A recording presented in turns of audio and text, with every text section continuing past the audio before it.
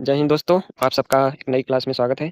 तो आज हम करने वाले हैं 28 मई का करंट अफेयर्स, जो कि महत्वपूर्ण प्रश्नोत्तर और सामान्य ज्ञान स्ट्रेटेजी के साथ होगा। तो चलिए क्लास को स्टार्ट करते हैं।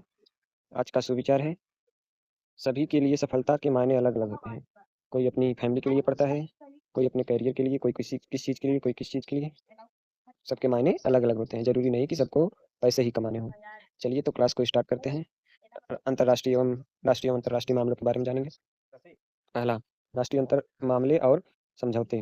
केंद्र सरकार द्वारा अवैध प्रवासन के कारण जनसांख्यिकी परिवर्तन का अध्ययन करने के लिए गठित उच्च स्तरीय समिति का अध्यक्ष किसे नियुक्त किया गया है?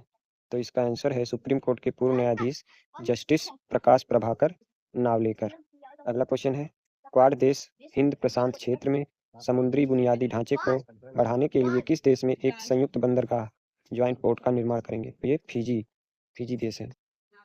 चलिए अगले क्वेश्चन की तरफ बढ़ते हैं। हाल ही में किस अंतर्राष्ट्रीय समूह ने इंडो पैसिफिक एनर्जी सिक्योरिटी पहल की शुरुआत की है? तो ये क्वाड ने की है।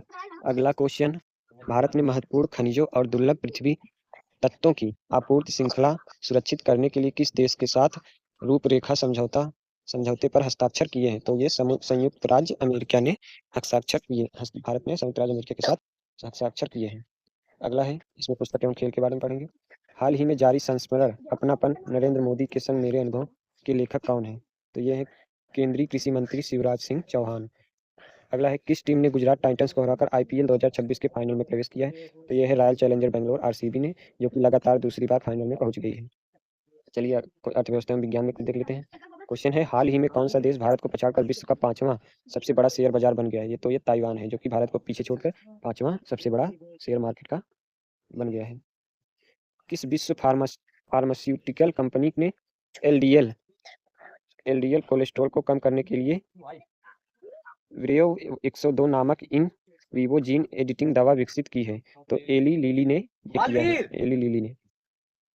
चलिए स्वास्थ्य एवं राज्य मामले के बारे में कुछ जानते हैं।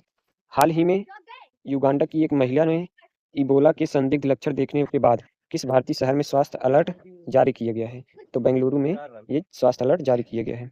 हाल ही में चर्चा में रही मेकेदातु ग्लेशियर रिजर्वायर सह पेयजल परियोजना किन दो राज्यों के बीच विवाद का मुख्य कारण है? तो ये तमिलनाडु और कर्नाटक के बीच विवाद मामले का कारण है। अर्थव्यवस्था एवं राष्ट्रीय विकास के बारे में, केंद्रीय वित्त मंत्री द्वारा बताए गए 3F का अर्थ क्या है? ईंधन, उर्वरक, विदेशी मुद्रा। केंद्रीय किस क्षेत्रीय ग्रामीण बैंक आरआरबी ने एपीवाई नामांकन में असाधारण प्रदर्शन के लिए पीएफआरडीए पुरस्कार जीता है? कर्नाटक ग्रामीण बैंक ने। हाल ही में खोजा गया दांडेवाला फील्ड प्राकृतिक गैस क्षेत्र किस राज्य में स्थित है? तो ये राजस्थान में स्थित है। आगे चलते हैं, पर्यावरण एवं वन्यजीव। हाल ही में गिर राष्ट्रीय उद्यान में बेबेसिया संक्रमण से दो शेर शावकों की मौत हो गई। यह उद्यान किस जानवर के प्रकृति आवास के रूप में प्रसिद्ध है? तो यह है एशियाई शेरों के लिए। कौन सा है? गिर राष्ट्रीय उद्यान बेबेसिया। बेबीसियोसिस बीमारी किस प्राथमिक वाहक के कारण काटने से मनुष्य और जानवरों में फैलती है? तो यह है एक्सोडेस टिक या किलनी, जिसे गांव में किलनी बोला जाता है। अगला, तो चलिए अब आज के कुछ स्ट्रेटेजी के फैक्ट पढ़ते हैं, उसके बाद क्लास को समाप्त करेंगे। पहला है, संविधान में लोक स्वास्थ्य और स्वच्छता किस अनुसूची में सम्मिलित है? तो ये राज्य सूची में सम्मिलित है। नेशनल इंस्टीट्यूट ऑफ वायरोलॉजी का मुख्यालय कहाँ स्थित है? तो ये है पुणे, महाराष्ट्र में। पूर्वी अफ्रीकी देश युगांडा की राजधानी क्या है? तो यह है कंपाला। आगे बढ़ते हैं, भारतीय संविधान का कौन सा अनुच्छेद राज्यीय नदियों के जल संबंधी विवादों के न्याय निर्णय से संबंधित है? तो यह अनुच्छेद 262। भारतीय लघु उद्योग विकास बैंक का मुख्यालय कहाँ स्थित है? तो ये स्थित है लखनऊ, उत्तर प्रदेश में। धन्यवाद दोस्तों, आज की क्लास यहीं समाप्त होती है।